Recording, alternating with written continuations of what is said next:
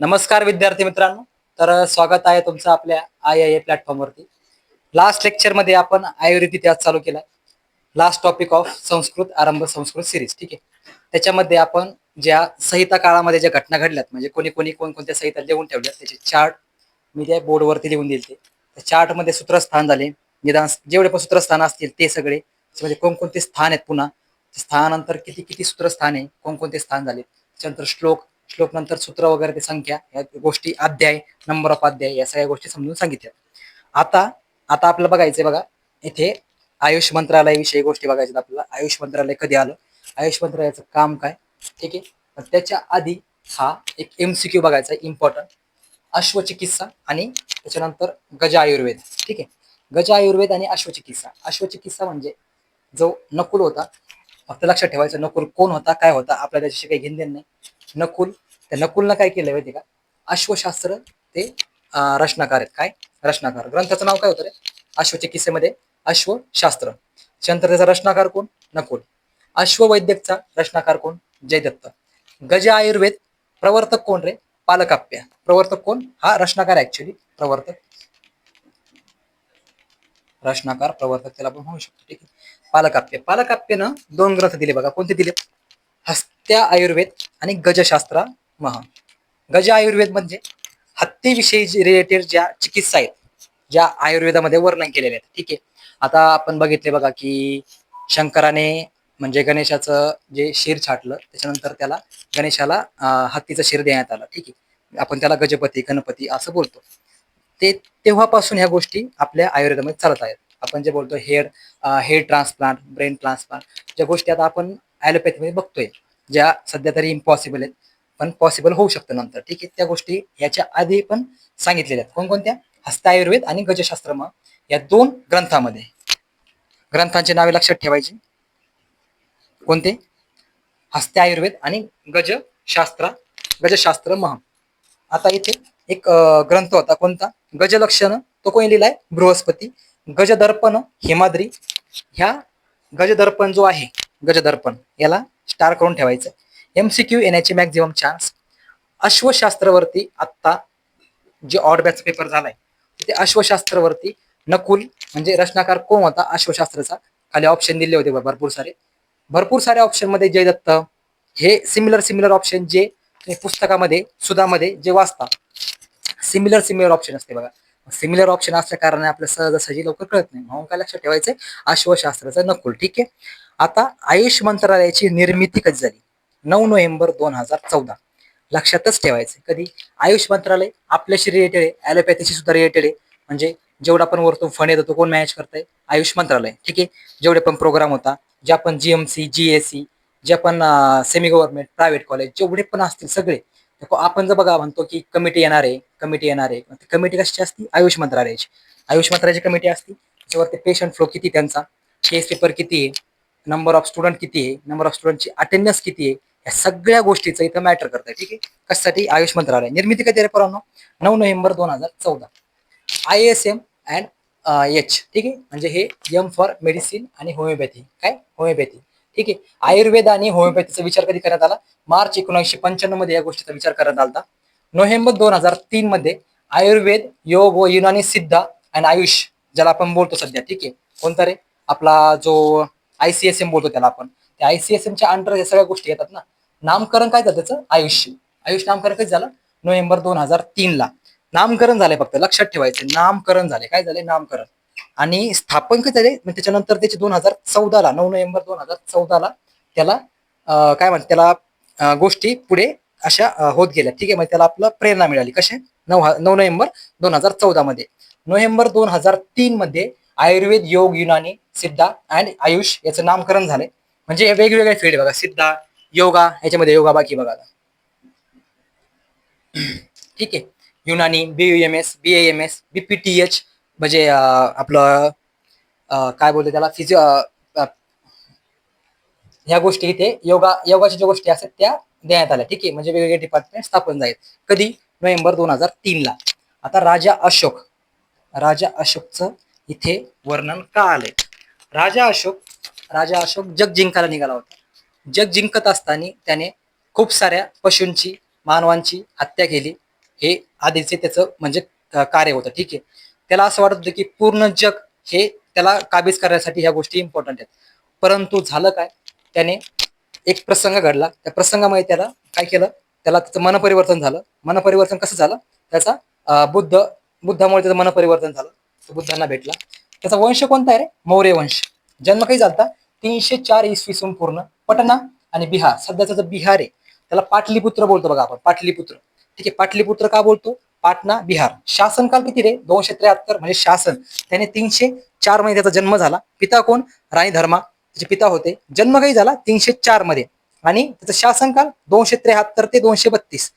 तुम्ही म्हणता सर हे उलट कसं, तेव्हाचे इसवी सन पूर्व जे ना ते उलटे चालायचे, बिफोर क्रिस्ट. ठीक आहे. पिता कोणते, राणी धर्मा.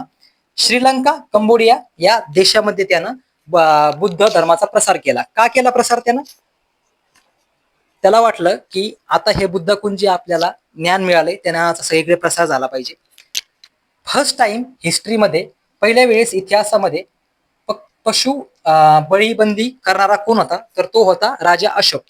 आधी खूप साऱ्या पशुची, मानवांची हत्या करणारा राजा अशोक आज काय करतो, त्याने काय केलं पहिल्या वेळेस, पशु बळीबंदी केली. ठीक आहे. श्रीलंका, कंबोडियामध्ये बुद्धाचा प्रसार केला. शिलालेख, त्याने जे शिलालेख असते म्हणजे दगडावरती कोरीव काम करून बारीक बारीक आयुर्वेदाचं त्याने वर्णन करून ठेवले. याच्यानंतर त्याने जे साईडचे देश होते म्हणजे पटना बिहार, हे त्याचं राज्य म्हणजे शासन होतं तिथे. ठीक आहे. त्याच्या साईडला जेवढे देश होते किंवा साईडला जेवढ्या पण त्याच्या कंट्री होत्या, श्रीलंका वगैरे झालं, कंबोडिया झालं, इथे त्याने बुद्धाचा प्रसार केला. त्यासोबतच त्याने आयुर्वेदाचा सुद्धा प्रसार केला. प्रसार करत असताना त्यांनी काही शिलालेख तयार केले, जेणेकरून ते शिलालेखावरती किती पण नंतर आक्रमण झालं, काही पण झालं तरी त्या गोष्टी बदलायला नको म्हणून त्याने शिलालेख लिहिला.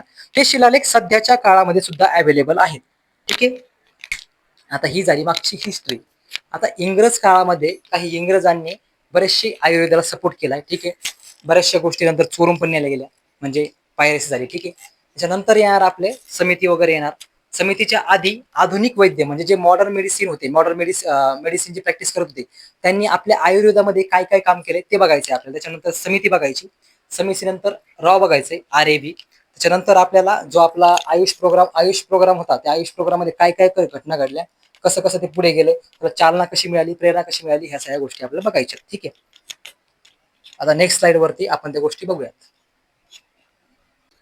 आता आपल्याला बघायचंय इंग्रज काळामध्ये काय होते माहिती का, इंग्रज काळातील आयुर्वेद असताना तेव्हा काय असायचंय, इंग्रजांचा दबाव असल्या कारणानं जे पण स्वतंत्र सेनानी होते, बरेचसे लोक होते, त्या करायचे पत्रिका असायच्या. ऍक्च्युली पत्रिका म्हणजे एक न्यूज लेटर जे असते आपलं, ते न्यूज लेटर सारखं असतंय.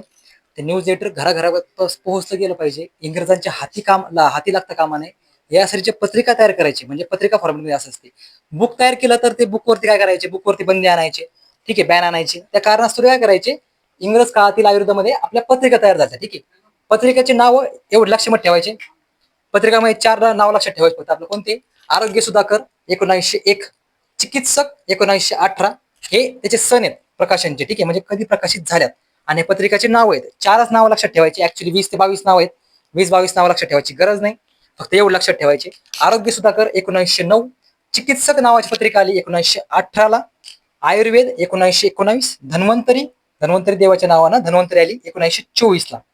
आता याच्यामध्ये एक ट्रेंड जर ऑब्झर्व केला तर ते 1947 म्हणजे स्वातंत्र्याच्या आधीच्या गोष्टी सगळ्या. ठीक आहे, म्हणजे इंग्रजाच्या काळातल्या गोष्टी. 1947च्या पूर्वी आयुर्वेदिक ग्रंथ प्रकाशन कोणकोणते होते, फेमस लक्षात ठेवायचे फक्त. खेमराज श्रीकृष्णदास किंवा गंगा विष्णू श्रीकृष्णदास, मुंबई. कुठे होतं ते, मुंबईला. कधी, 1871. चोखंबा वाराणसी 1927. चोखंबा प्रकाशन एकदम फेमस आहे. सगळे जेवढे आयुर्वेदाचे पुस्तके चोखंबा प्रकाशनचे अवेलेबल आहेत सगळ्या भाषेमध्ये, मराठी, हिंदी, जेवढ्या पण लँग्वेज असतील ऑल ओव्हर रिजन मध्ये, त्याच्यामध्ये ते पब्लिश केलं त्यांनी. कोणतं, चोखंबा वाराणसीचं. कुठे ते, वाराणसी. लक्षात ठेवायच्या या गोष्टी. ठीक आहे, 4-5 गोष्टी लक्षात ठेवायच्या. त्याचा हे प्रकाशनची हे काय होतं, 1927. प्रकाशन म्हणजे त्यांनी त्यांचं प्रकाशन लॉन्च कधी केलंय याचा काल येतो. ठीक आहे. मेहरचंद लक्ष्मणदास लाहोर, सध्याचा पाकिस्तान. मोतीलाल बनारसी दास, नवी दिल्ली 1903. कधी, 1903, 1947च्या आधी. आता विद्यार्थ्यांना नेक्स्ट स्लाइड वरती आपले जे आधुनिक वैद्य होते, आधुनिक वैद्यांनी जे ॲलोपॅथी सोबत आयुर्वेदाची जे आपण बघतोय आता सध्या, म्हणजे आपले क्रिया शरीरामध्ये फिजिओलॉजी बघतोय, ठीक आहे, अॅनाटॉमी बघतोय, याची सांगड घालून ते जे पेशंट आहे त्याच्यावरती कसं अप्लाय केलं, ठीक आहे. जे आयुर्वेदा प्लस ॲलोपॅथी म्हणजे या दोन्ही गोष्टींचं जे काही ठिकाणी परिषद घडल्यात, किंवा मग आयुर्वेदाच्या प्रसारासाठी त्यांनी पण थोडीफार आपलं हेल्प केली. त्याचे अध्यक्षपद कोणाकडे होतं, कमिटी कोणकोणत्या होत्या, त्यांचे कार्य काय काय होते ते बघायचं आहे आपल्याला. लिस्ट खूप मोठी आहे. लिस्ट खूप मोठी असल्या कारणाने मी एकदम छोटे छोटे रकाने करणार, बॉक्स करणार, किंवा मग छोट्या छोट्या याच्यात देऊन टाकणार. आपल्याला 1 ते 2 स्लाइड मध्ये कव्हर करायचे. आणि ह्या जे आयुर्वेदातील नाव आहेत, आधुनिक मॉडर्न जे ऍक्च्युली अलीकडच्या काळातले जे वैद्य आहेत, त्यांचे नाव आपल्याला पाठच करून ठेवायचे. त्यांचं कार्य कोणतं, त्यांनी पुस्तक कोणतं म्हणजे छापलंय किंवा तयार केलंय पुस्तक, त्यांनी कोणतं लिहिलंय पुस्तक, कोणत्या काय साली लिहिलंय, त्यांचा काळ काय, ठीक आहे, या गोष्टी लक्षात ठेवायचे. कोणतं अध्यक्षपद किंवा कोणती परिषदेला ते गेलते, अध्यक्षपद त्यांच्याकडे होतं का, सदस्य होतं का, ते बघायचे. त्याच्यानंतर हेच लोक आपल्याला समितीमध्ये सापडतील. जी समिती ज्या आयुर्वेदाच्या प्रचार प्रसारासाठी जी समिती यूज झाली, त्या समितीमध्ये यातली बरेच लोक आपल्याला सापडतील. गन्नाथ सेन एक फेमस नाव आहे, गन्नाथ सेन, ते बघायचे आपल्याला. आता नेक्स्ट स्लाइड वरती आपण ते बघणार आहोत. आता बघायचंय, पहिल्या वैद्याचं नाव होतं गन्नाथ सेन, जन्म 1877, प्रमुख कार्य ग्रंथलेखन, म्हणजे प्रमुख कार्य काय झालं त्यांच्याकडून, त्याच्यानंतर त्यांनी ग्रंथ कोणते लिहिलेत, जे ग्रंथ सध्या आपण जे युज करतोय, ठीक आहे. प्रमुख कार्यामध्ये आयुर्वेद प्लस मॉडर्न, ज्याला आपण मिश्र चिकित्सा म्हणतो. मिश्र चिकित्सा म्हणजे मॉडर्न प्लस आयुर्वेद या दोन्हीची सांगड घालून पेशंटला ट्रीट करणे, या गोष्टी ज्या आहेत. त्याच्यानंतर अलाहाबाद आणि इंदोर म्हैसूरमध्ये जे अखिल भारतीय परिषद याचं जे सत्र झालं, त्या त्रिसत्रामध्ये म्हणजे तिन्ही पण टर्म मध्ये त्यांनी अध्यक्षपद भूषवलंय, ठीक आहे, अध्यक्षपद भूषवले. हे लक्षातच ठेवायचंय. कशामध्ये, म्हैसूर, अलाहाबाद आणि इंदोर या 3 ठिकाणी, ठीक आहे. एमसीक्यू याचे हायेस्ट चान्सेस.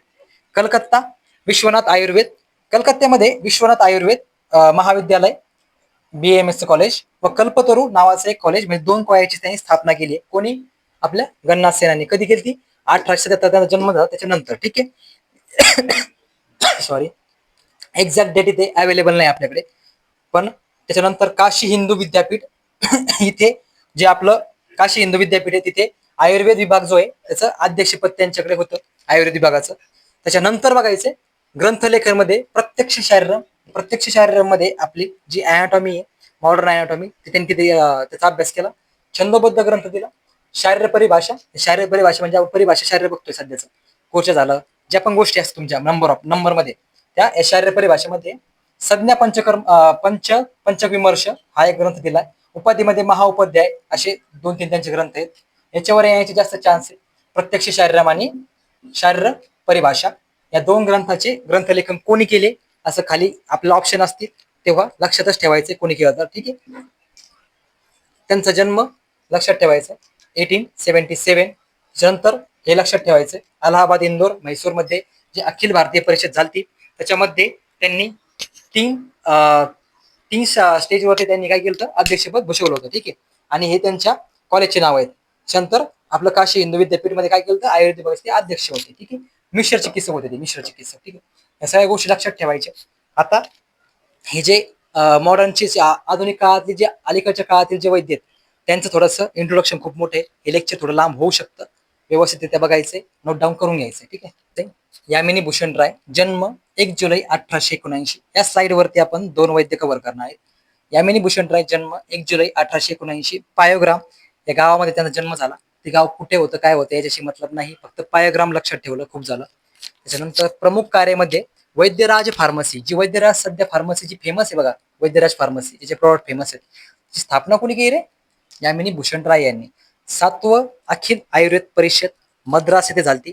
मद्रासचं अध्यक्षपद भूषवलं कोणी, या यामिनी भूषण राय यांनी, ठीक आहे. त्याच्यानंतर त्यांनी अजून एक कार्य केलं. 1916 मध्ये अष्टांग आयुर्वेद कॉलेज किंवा महाविद्यालय कलकत्ता याची त्यांनी स्थापना केली. कुठे, कलकत्ता, अष्टांग आयुर्वेद कॉलेज. लक्षातच ठेवायचे, एमसीक्यूचे पॉईंट असतात हे. ऍक्च्युली हा पण एमसीक्यूचा पॉईंट आहे. 7वी अखिल भारतीय परिषद, सॉरी अखिल आयुर्वेद परिषद, अखिल आयुर्वेद परिषद. मी मागच्या स्लाइड मध्ये भारतीय परिषद बोललो, असं चुकून झालं, ते आयुर्वेद परिषद आहे, ठीक आहे. लक्षात ठेवायचे, अखिल आयुर्वेद परिषद लक्षात ठेवायचे. अध्यक्षपद त्यांनी भूषवलंय, कुठलं, मद्रासचं, ठीक आहे. वैद्यराज फार्मसी लक्षात ठेवायची. त्यांचे प्रमुख ग्रंथ कोणते आहेत, प्रमुख ग्रंथामध्ये रोगविनिश्चय, म्हणजे ज्याचं रोग निदान करतो आपण, शालाक्य तंत्र, जे आपण बघतोय सध्याचं आपल्या आयुर्वेदामध्ये, ते एक. प्रसूती तंत्र, जे आपल्या गायनी डिपार्टमेंट यूज करते. कुमारतंत्र जे आपल्या पिडियाट्रिक्स मध्ये यूज करते. विषतंत्र, ठीक आहे, विषतंत्र हे आगत मध्ये यूज करते आपण, ठीक आहे. हे त्यांचे फेमस ग्रंथ आहेत, याच्यावरती क्वेश्चन येऊ शकतो. आणि आपला हा एक कुमारतंत्र, ठीक आहे, याच्यावरती. त्याच्यानंतरचा यादवजी त्रिकमजी 1881. आता ह्या इतिहासमध्ये खूप सारे वैद्य आहेत, जे इम्पॉर्टंट ट्रेंड बघतोय आपण खूप दिवसापासून. क्वेश्चन कशावर येत आहे, दिवसेंदिवस क्वेश्चन जास्तीत जास्त कशावरती येत आहे, हा ट्रेंड बघूनच इथे मी हे सगळ्या गोष्टी स्लाइडवर लिहितोय. यादवजी त्रिकमजीचा 1881 जन्म लक्षात ठेवायचा. लक्षात राहत नसला नो टेन्शन, फक्त ज्या गोष्टी अशा हाईड करून दिल्या त्या लक्षात ठेवायच्या. हिंदू विश्वविद्यालय पहिले अध्यक्षपद त्यांनी भूषवलंय. पहिले अध्यक्षपद कशाचं? काशी, काशी, ठीक आहे, काशी हिंदू विश्वविद्यालय याचं अध्यक्षपद. त्याच्यानंतर आयुर्वेद टीका, आयुर्वेद दीपिका टीका, आयुर्वेद दीपिका टीका. आयुर्वेद दीपिका कोणी लिहिली रे? आयुर्वेद दीपिका लिहिली बघा आपल्या चक्रपाणी दत्तांनी, बरोबर ना? चक्रपाणी दत्तांची जी आयुर्वेद दीपिका टीका, आयुर्वेद दीपिका होती, त्याच्यावरती जी टीका लिहिली, कॉमेंट्री लिहिली, ती कोण लिहिली आहे? आपल्या यादवजी त्रिकमजीने, ठीक आहे. क्वेश्चन येण्याचे खूप सारे हायेस्ट चान्सेस कशावरती? आयुर्वेद दीपिका टीका. त्यांचं ग्रंथलेखन बघायचंय. आयुर्वेदीय व्याधी विज्ञान म्हणजे आपलं तेच रोगनिदान, द्रव्यगुण विज्ञान, रसमृत, आयुर्वेद ग्रंथमाला, आयुर्वेद ग्रंथमाला. आयुर्वेद ग्रंथमालामध्ये खूप सारे ग्रंथ आलेत.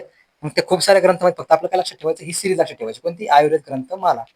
CCIM, central council of Indian medical association, याच्याद्वारे आता आजकाल काय आहे, 2014 पासून यादवजी त्रिकमजी पुरस्कार भेटतोय. ज्यांनी चांगलं कार्य केलंय या इंडियन मेडिसिन सिस्टीम मध्ये, ज्यांनी चांगलं काम केलंय, ज्यांनी चांगलं कार्य केलंय दिवसेंदिवस, त्यांना यादवजी त्रिकमजी पुरस्कार भेटतोय 2014 पासून, ठीक आहे. लक्षात ठेवायचं या गोष्टी. या स्लाइड वरल्या ज्या गोष्टी मी हायलाइट केल्या आतापर्यंत त्या लक्षात ठेवायच्यात. नेक्स्ट स्लाइड वरती आपण नेक्स्ट वैद्य बघू. आता लक्ष द्यायचंय. डॉक्टर भास्कर गोविंद घाणेकर कुठले आहेत? सातारा.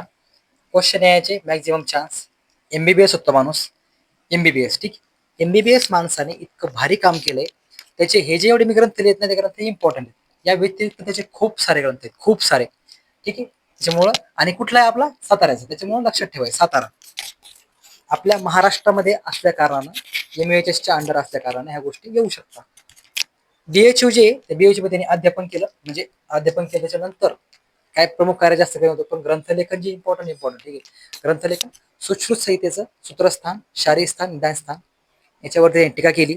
टीकेनंतर वैद्यकीय सुभाषित जे बघतोय आपण आज, जे वैद्यकीय सुभाषित बघतोय ना पोरांनो, आपल्या संस्कृतमध्ये इम्पॉर्टंट एकदम वैद्यकीय सुभाषित. ते वैद्यकीय सुभाषित कोणी रे? आपल्या घाणेकर सरांनी, ठीक आहे. त्याच्यानंतर स्वस्थ विज्ञान, रक्तके रोग, असे भरपूर हिंदी टीका त्यांचे खूप सारे आहेत. खूप सारे हिंदी टीका आहेत त्यांनी. हिंदी टीकेचं आपल्याला जास्त एवढं लोड घ्यायचं नाही. रक्तके रोग वगैरे ते लक्षात वाचून घ्यायचे. स्वस्थ विज्ञान हे लक्षात ठेवायचं. त्याच्यानंतर बघायचंय आचार्य प्रियव्रत शर्मा. आचार्य प्रियव्रत शर्मा 1 नोव्हेंबर 1920 जन्म. त्यानंतर द्रव्यगुण विभागामध्ये काही दिवस प्राध्यापक राहिले. कुठे? BHU ला. क्वेश्चन यायचा चान्स नाहीये, स्टार कट करतो. याच्यावरती बघा, वैद्यकीय इतिहास परिषदेचे त्यांनी अध्यक्षपद भूषवलं होतं, ठीक आहे. बिहार सरकारचे मानद आयुर्वेद सल्लागार ते राहिलेत. बिहार सरकारचे मानद आयुर्वेद सल्लागार त्यांनी हे पद पण भूषवले. कोणी? आचार्य प्रियव्रत शर्मा. सेकंड इयर द्रव्यगुण मध्ये खूप मोठं नाव ज्यांचं आहे ते आहेत प्रियव्रत शर्मा, म्हणून लक्षातच ठेवायचे. बिहार सरकारचे मानद आयुर्वेद सल्लागार कोण होते? आचार्य प्रियव्रत शर्मा हे होते. वैद्यकीय इतिहास परिषद, वैद्यकीय इतिहास परिषद, अखिल आयुर्वेद परिषद, अखिल आयुर्वेद परिषद, हे कोणी? म्हणजे हे जे परिषद ना, हे परिषदेचे क्वेश्चन लक्षातच ठेवायचे.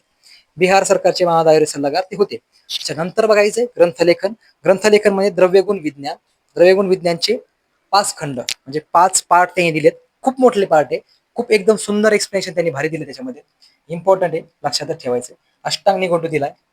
कैदेव निघंटू, निघंटू काय असते? निघंटू मध्ये रेफरन्स दिलाय श्लोकचा. श्लोकचे रसपंचक, त्यांचं कर्म, वीर्य काय असते, सगळ्या गोष्टी निघंटू मध्ये असतात, ठीक आहे. सेकंड इयर तुम्हाला कळून जाईल. माधव द्रव्यगुण लक्षात ठेवायचे. काय रे? माधव द्रव्यगुण. आता उरलेत आपले दोन वैद्य आपण नेक्स्ट स्लाइडर बघणार आहे, ठीक आहे. आता हे जे आपण जे वैद्य बघतोय ना पोरांनो, हे वैद्यांचं जे म्हणजे आपल्याला त्याचा उपयोग काय, ठीक आहे. आणि आपण जेव्हा अध्ययन करू, जे सेकंड इयर होईल, थर्ड इयर होईल, त्याच्यामध्ये त्यांचा म्हणजे रेफरन्स कसा कसा आलाय त्यासाठी ह्या गोष्टी उपयोगाच्या आपल्याला, म्हणून आयुर्वेद इतिहासामध्ये या गोष्टी दिल्यात त्यांनी. ठीक आहे, आता नेक्स्ट स्लाइडवर लक्ष द्या. आता बघा, जो वैद्य आहे तो वैद्यरत्न पी एस वारियर लक्षात ठेवायचंय. 1902 मध्ये प्रमुख कार्यामध्ये 1902 मध्ये वैद्यशाळा त्यांनी स्थापन केली. म्हणजे वैद्यशाळा स्थापन, आर्य वैद्यशाळा. ठीक आहे, कोणती? आर्य वैद्यशाळा.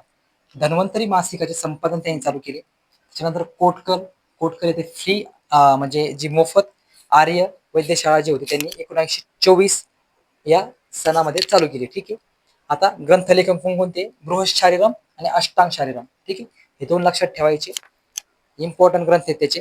आता हे झालं आपलं जे आधुनिक वैद्यांचं आपल्या आयुर्वेदामध्ये त्यांचं योगदान काय होतं ते झालंय. ठीक आहे, याच्यानंतरचा चॅप्टर कोणता आहे? ग्लोबलायझेशन ऑफ आयुर्वेदा, म्हणजे आयुर्वेदाचा प्रचार प्रसार आपल्या भारतामध्ये कसा केला, म्हणजे सार्वभौमत्व त्याचं कसं वाढलं. ठीक आहे, ह्या गोष्टी आपण बघणार. छोटासा चॅप्टर आहे, त्याच्यामध्ये 4-5 नाव आहेत, 4-5 नावं पाठ करायचे, परत हा चॅप्टर तो क्लिअर होतो. ठीक आहे, नेक्स्ट साइड वरती आपण तो नेक्स्ट चॅप्टर शिकणार. त्याच्या आधी हे जे शिकवलंय आतापर्यंत जेवढे वैद्य शिकवले, इम्पॉर्टंट वैद्य जे आतापर्यंत पेपरचा ट्रेंड बघता, त्या ट्रेंडमध्ये येणारे मॅक्झिमम क्वेश्चन या कोणत्या चॅप्टरमध्ये येतात ते आपण इथे शिकवलंय.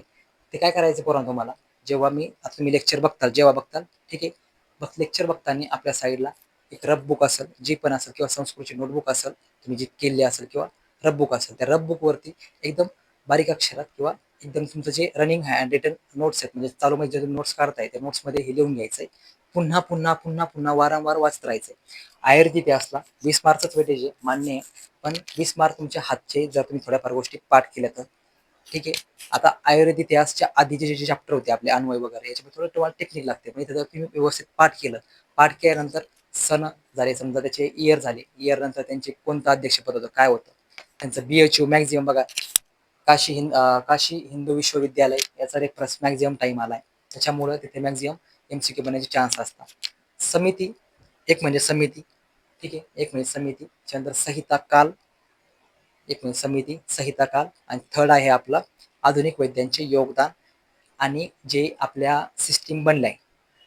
ठीक आहे, सिस्टीम बनलाय, CCIM बनलाय, NCISM बनलाय, आयुष बनलाय, ह्या ज्या सिस्टीम बनल्यात ना अलीकडच्या काळामध्ये, त्या सिस्टीमचे इयर, ठीक आहे, आधुनिक वैद्यांचे आता शिकवले ते, आणि ज्या संहिता काळामध्ये घडलेल्या घटना, कोणकोणत्या संहितामध्ये कसे कसे अध्याय असतात, किती सूत्रस्थान आहेत, त्याच्यानंतर किती श्लोक आहेत. ठीक आहे, ह्या गोष्टी ते लक्षात ठेवायच्या. आता नेक्स्ट स्लाइड वरती आपण चालू करणार ग्लोबलायझेशन ऑफ आयुर्वेदा. आता बघायचंय आपल्याला आयुर्वेदाचे सार्वभौमत्व म्हणजे पृथ्वीवरती, म्हणजे या वेगवेगळ्या देशांमध्ये त्याचे म्हणजे कुठे कुठे ते आपल्याला सापडले. Globalisation of Ayurveda. ठीक आहे, इजिप्त, चीन, पर्शिया, रोम असे खूप सारे देश पोरांनो, खूप साऱ्या देशामध्ये आयुर्वेद प्रॅक्टिस सध्या पण करता येते. पंचकर्म जे सेंटर आहेत, खूप सारे पंचकर्म सेंटर तुम्हाला चीनमध्ये दिसून येणार, या आपल्या रोम देशामध्ये दिसून येणार, चीनमध्ये तर खूप सारे आहेत. ठीक आहे, इजिप्तमध्ये पण खूप सारे दिसतात काय, पंचकर्माचे सेंटर. ठीक आहे, आणि आजचे का नाही, आपल्या आधीपासून आहे. आता आपण जे पंचकर्म करतोय आजकाल, पंचकर्म जरा ट्रेंड चालू आहे. पंचकर्म झाला, अग्निकर्म झाला, विद्ध कर्म झाले, हे जे कर्म आहेत ना, याच्यावरती आजकाल आपला थोडा भर झालाय. पण याच्या आपल्याही आधी हे जे देश दिसत आहे ना पोरांनो, जपानमध्ये मॅक्झिमम आजही आयुर्वेद वापरल्या जातं. ठीक आहे, म्हणजे आपल्या लोकांपेक्षा त्या लोकांना जास्त ज्ञान होतं आपल्यापेक्षा पण. ठीक आहे, म्हणजे आयुर्वेदाचा त्यांच्या जीवनावरती विशेष प्रभाव आहे. त्याच्यानंतर वैद्य सुभाष रानडे, आपले जे क्रियाशरीचं फेमस पुस्तक सुभाष रानडेंचं, ते त्यांनी परदेशामध्ये जाऊन, खूप साऱ्या वेगवेगळ्या देशामध्ये जाऊन आपल्या जे आपला आयुर्वेद त्याचा प्रचार प्रसार केलाय. ठीक आहे, आता सांगितल्याप्रमाणे चीनमध्ये प्रत्येक देशाची एक काय बोलतात त्याला, युरोप साईडला होमिओपॅथी, चीनमध्ये त्यांचं ॲक्युपंक्चर झालं, आपलं काय इंडियाचं काय आयुर्वेद, चीनचं काय ॲक्युपंक्चर. म्हणजे ह्या ज्या गोष्टी आहेत ना, जपानमध्ये आयुर्वेद वापरता बघा, ह्या गोष्टीमध्ये आपलं आयुर्वेद कुठे ना कुठे तुम्हाला दिसतंच. ठीक आहे, म्हणजे हे काय झालं आपलं ग्लोबलायझेशन ऑफ आयुर्वेदाचे सार्वभौमत्व. हा चॅप्टर इथे संपला. नेक्स्ट व्हिडिओमध्ये आपला जे आयुर्वेद इतिहास आहे तो कंटिन्यू होणार. या व्हिडिओमध्ये आज आपण काय शिकलोय, जे आधुनिक वैद्यांचे योगदान जे आयुर्वेदामध्ये दिले त्यांनी, की त्यांनी काय काय योगदान दिलंय, त्यांनी कसं कसं काम केलंय. ठीक आहे, त्यांनी त्यांचे प्रमुख ग्रंथ कोणते, ग्लोबलायझेशन ऑफ आयुर्वेदा शिकलोय आपण. तर आता हा झाला आपला आजचा लेक्चर. तर भेटूया लवकरच आपल्या नेक्स्ट व्हिडिओमध्ये. तब तक के लिए थँक्यू.